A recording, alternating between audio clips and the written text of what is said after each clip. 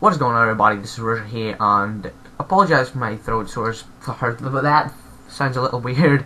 That's because I have kind of something in my throat, can't get out. And also, if you hear like quite a lot of background noise, that's because I'm using my webcam mic because my mic broke off the headset. So this tutorial is going to be on how to make a nice thumbnail that you probably saw when you clicked on this video. So it's pretty cool. So let's just get started. So the first thing I'm gonna do is probably get some type of a picture of some sorts in here. So let's just go and see in my pictures. Don't look at that shit. Alright, let's just take that one. I'm gonna make this a lot bigger because this is quite a large image file. And the room that I am using is by RusheRDesigns, so I'll leave a link to his 1K pack in the description below. Took for me 20 minutes to download, and there is a logo room with a few renders in there. So this is what I'm using, and I'm using it because it has like a large scale of stuff, and it makes the quality look nice. So the first thing we're going to do is just duplicate the layer, go to filter, distort and display. I just leave this to normal, whatever. And this is from the 30K exclusive pack by Dare, and I clicked on number 5, and that just gives it that nice ripple effect. I don't do anything except for turn the opacity down just a little bit. Just merge these layers, duplicate that, go to filter, oil paint, and turn the shine up just a little bit, and these on max if you're using the same Lightroom the same logo room as me. If not, then just turn these down a little bit. So these are just my settings for that. Click OK. Merge these two layers together, and now go to filter, blur, box blur. Turn that up a little bit, down, whatever. I don't know what I just said. Then you want to get like quite a large scaled brush and just set the opacity to about 80 and just click right in the middle a few times. So now you get that kind of a nice blur out. Merge these together, and now just the last thing for that, go to blur and Gaussian blur and set that to about 4 to 6 I prefer, so let's just go by 5. There we go. And now do the exact same thing, just turn the opacity down just a little bit less. Click a few times, and there you go. Where is my brush? I hate when it does that. Stop. Just stop. There we go. Right, so I'm going to merge these two layers, and now starts the fun. So what we're going to be using is the 3D part of Photoshop. So the first thing I'm going to do is you're going to have to download this layer style pack. It's not these layer styles, it starts from here and down to here. Or you can also just go and download 2.5 pack by, I forgot who it was. I'll put a link in the description if you want to download that, but I will separately upload these layer styles to Mediafire as well, so you can just go and grab that. So what I'm going to do is just type in my text of whatever I really want to. It's not your business. So let's just say making nice thumbnails. Let's turn that bigger like that. Now we're gonna just duplicate that, move it underneath. Now with the program Photoshop, obviously not Paint.net or whatever the hell. Hopefully I'm spelling all this right, because my spelling sucks. Making nice thumbnails, Photoshop, in Photoshop. I should do that actually, yeah. In Photoshop. And then actually, you know what? I'm actually gonna duplicate this and move that down. Making nice thumbnails in Photoshop with Rusher. Like that, and I'm just gonna space these out nicely in Photoshop. I'm going to move that in there, and with Russia that's going to be at the very end, and make that a bit larger scale. So now what we are going to do is actually scale this down so it's kind of correct and lined up. Now I don't know how other people do the 3D effect, but basically this is what I do. For all the text layers, I'm going to select them and I'm going to add this exact layer style. Actually, I could just upload this one layer style, but I'm not going to do that. You can just get all of them. They're all really cool. I use them a lot in these past couple of hours in some stuff that I've been doing, so I'm just going to add that layer style to all of these. As you can see, it's really, really white. Actually, I'm going to add them separately, because then it adds the nice lining as well. So if I zoom in here, you can see it's kind of separated. I didn't really notice if it did it the first time or not. So first thing we're going to do is take that first 9, making nice thumbnails, go to 3D and new 3D extrusion from selected layer. I'm going to click that with that to open. Now we are in 3D. Just go to properties. If you don't have it there, it should open by itself. I'm not sure if it's here. Yes, it is. So if it's not there, just go to Windows, Properties, and then just make sure you click on it. Now the first thing I do is make a nice thumbnail. So take that and I rotate it around, maybe backwards. So I haven't really used this much as well. Extrusion depth, I turned that up quite a bit. Then for the shape preset, I usually pick this here one there. I'm not sure if you use my mouse, but it's the second one down, first row.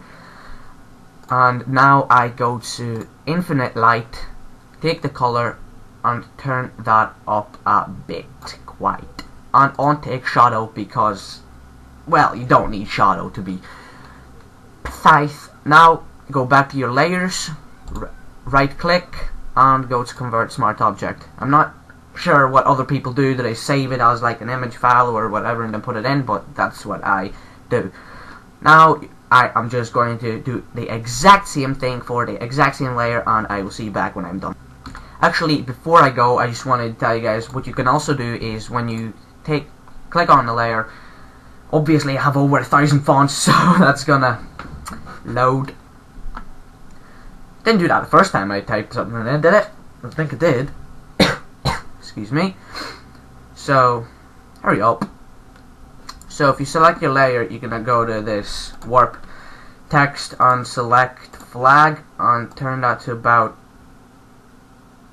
well, it depends what you want. I just like to add nice little waves to my stuff. Just makes it look a little bit, that tiny bit nicer. And yeah, just gonna finish adding the 3D and be right back. So I have the second line done in Photoshop, so now I'm going to just move on to the third and last. I'm going to move it down a little bit more because I saw the warp kind of mess that up a little bit. So I'm just going to add a nice little flag warp to the last one, like so. Click OK, and just, if you guys forgot it already, I'm just going to redo the same thing. 3D, extrusion, open that, current view. Actually no, go to the text layer first, add a shape preset, put up the depth a little bit, infinite light, color, turn that up a little bit, basically about 400%. Shadow, onto that because you don't need it. And then you can just rotate it or whatever the hell you want to do with it. So there we go. And now just go back to layer, right click and convert to smart object. And that is that. So now I'm just going to, actually I don't like the first very top layer, so I'm just going to rotate that behind. That's a bit too much. There we go. That looks a lot better. So as you can see now, actually I want to add a bit more blur to the background. There we go. Now I'm gonna erase a bit of that. Oh no, no, no, no. No, no, no. That was a bad idea. There we go. Okay, let's just leave it like that. Now I'm gonna merge all these layers there, so it's all one nice big thing. I'm gonna rotate that around a little bit, and now I want to add a little color to the Photoshop art. So I'm gonna take my brush, select the color. I want it to be kind of reddish pink, light, and now I'm gonna carefully just go over this, turn the hardness up a lot, kind of. I was going to say a little bit, and I'm just going to carefully just go over this. Doesn't really matter if I go over much on the other layers or anything, because we will erase that in a second. Here we go. Now just get that pink off here and also off here. Now I haven't done the coloring for a while. I forgot which layer over it was. Darken looks alright, but let's just see which one looks the best in here. I think color should be the best. Nah, color actually looks kind of bad, so I'll just go with darken or overlay. But yeah, darken looks the best for me. What I prefer for this. Okay, so that looks kind of nice there. And the very last and final part, just go and add a bit of outer glow. Take that, choose black, go to blend mode normal, turn the opacity up, turn the size up, turn the spread up, like so. As you can see, it gives that nice outline, like graffiti kind of style outline, which is very nice. It looks very nice, and as you can see, it looks very nice and professional too. So go back into the effects, and I'm going to add a bit of drop shadow as well. Just going to go to normal, turn distance up, opacity down, spread, just leave that there, size, turn that up. I'm actually going to turn the opacity up a little bit much too, and add a little bit of drop.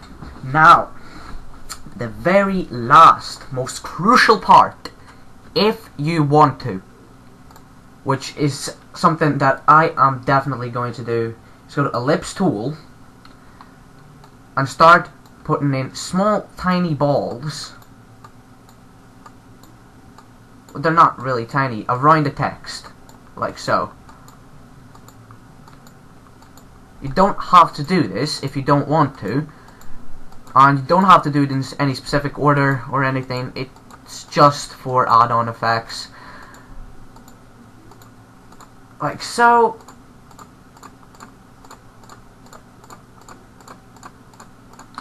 Now, I just actually got an idea in my head. I have never ever tried this before, so this might be kind of stupid and it might end up looking ugly as hell, but what I want to do is I want to try, I've never done this before, I want to try and make this 3D. Could not, yup, I knew it. I knew it. Let's try that one more time. Nope. What happens if I rasterize the layer style and now go to 3D and extrusion from selected? Let's see if this works or if it crashes. Brilliant! Brilliant! Yes, yes, it works. Amazing. So, I'm actually really happy about that. I'm gonna extrude those. I'm gonna turn the extrusion depth down until the very end. Brilliant. I'm gonna go to infinite light, turn shadow off, and turn color down a little bit, so it's like that. Layer, convert smart object. Alright, anyway, somebody walked in my room, so sorry about that. Just gonna finish doing this here after you've done that. go to drop shadow and go to normal, opacity, turn that up a little bit, size, turn that up a bit, and distance, just to add that nice glow. And the outer glow, you're going to do the same thing, normal, black, opacity, and size. So there you go, that is a nice thumbnail. Just thank you for watching. If you follow this tutorial and if you end up with something like this, then please leave a like and a comment and a subscription, please. Stay tuned for the next tutorial and the next upload, and thanks for watching.